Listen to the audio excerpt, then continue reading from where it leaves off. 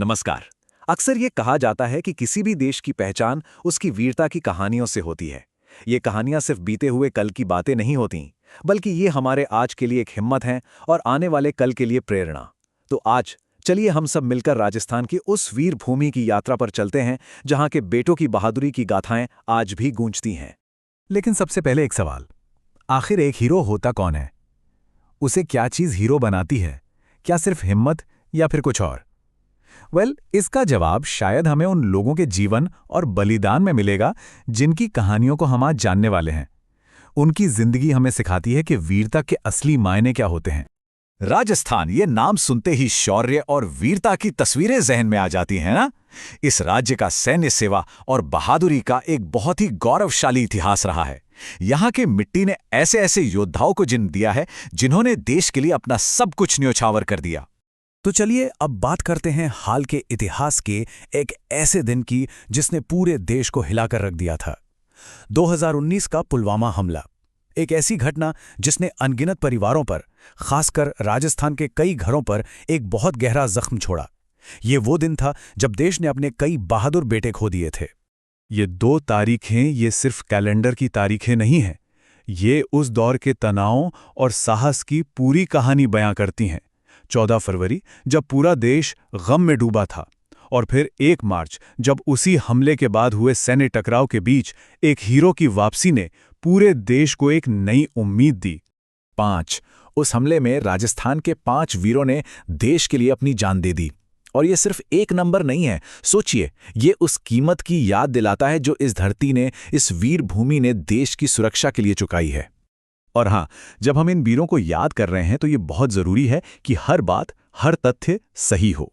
हमारे स्रोत सामग्री में एक बहुत जरूरी बात साफ की गई है। शुरुआती रिपोर्ट्स के उलट ये कंफर्म किया गया कि धौलपुर जिले के जो शहीद थे उनका नाम भागीरथ था, नारायण लाल नहीं। इन वीरों को सही सम्मान देना हम सबकी जिम्मेदारी है। तो ये तो थी जमीन की बात, लेकिन उसी दौर में आसमान में भी हिम्मत की एक नई कहानी लिखी जा रही थी।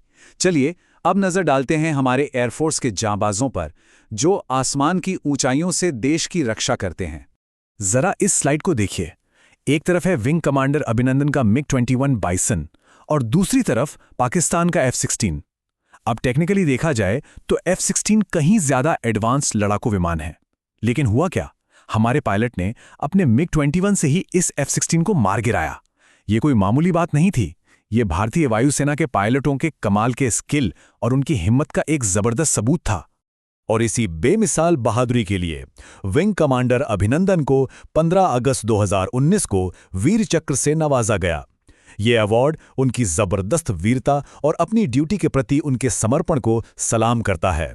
वैसे अभिनंदन इस वीरता की परंपरा में अकेले नहीं हैं। उनकी कहानी हमें कारगिल युद्ध के hero, squadron leader Ajay Ahuja और नायब सूबेदार रामपाल सिंह जैसे वीरों की याद दिलाती है। और एक और दिलचस्प बात, जब अभिनंदन पाकिस्तान से लौटे तो उनकी पहली पोस्टिंग कहाँ हुई? जी हां, राजस्थान के सूरतगढ़ में।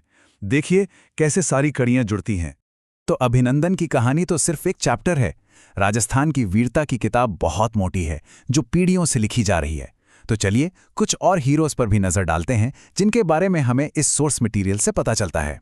ये वो हीरो हैं जिन्होंने शांति के समय में, मतलब युद्ध के मैदान से दूर, अपनी बहादुरी दिखाई। सीकर के कैप्टन महेंद्र सिंह तंवर, जिन्हें 1965 में मरणोपरांत अशोक चक्र मिला। झालावाड़ के निर्भय सिंह, जिन्हें 1985 में पंजाब में आतंकवादियों से लड़ते हुए ये सम्मान मिला।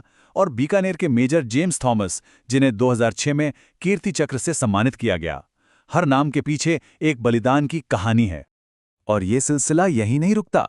शौर्य चक्र, ये भी असाधारण हिम्मत और आत्म बलिदान के लिए दिया जाता है, और राजस्थान के इन बेटों को ये सम्मान मिला है। बीकानेर के ब्रिगेडियर बाग सिंह राठौर से लेकर कैप्टन अरविंद बुरड़क तक हर नाम हमें बताता है कि बहादुरी इस मिट्टी के कण कण में है। इनके अलावा सोर्स मटेरियल में 2 और सम्मानों का जिक्र है जो हमें इस तस्वीर को पूरा करने में मदद करते हैं। मेजर भानु प्रताप सिंह, जिन्हें सेना मेडल मिला, और मेजर सुलेंद्र पूनिया, जिन्हें उनकी शानदार सेवाओं के लिए विशिष्ट सेवा मेडल से सम्मानित किया गया। अब तक हमने बात की तलवार और बंदूक से दिखाई गई वीरता की, लेकिन बहादुरी सिर्फ मैदान जंग में नहीं होती। कभी कभी एक कलम में तलवार से ज्यादा ताकत होती है। तो चलिए अब एक बिल्कुल अलग लेकिन उतनी ही दिलचस्प जानकारी की तरफ बढ़ते हैं। ये सच में एक कमाल की बात है। हम सब ने वो गाना सुना है, ऐ मेरे वतन के लोगों, जिस गाने ने देश के हर सैनिक और नागरिक की आंखों में आंसू ला दिए थे। उसे लिखने वाले महान कवि कवि प्रदीप, उनका असली नाम था राम नारायण द्विवेदी और वो मध्य प्रदेश के रहने वाले थे। सोचिए, उनकी कलम ने कितने दिलों में देशभक्ति की आग जलाई होगी।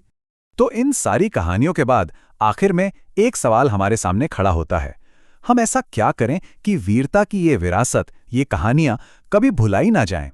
इन कहानियों को जिंदा रखना, उन्हें अगली पीढ़ी तक पहुंचाना ही इन नायकों को हमारी सबसे बड़ी और सच्ची श्रद्धांजलि होगी।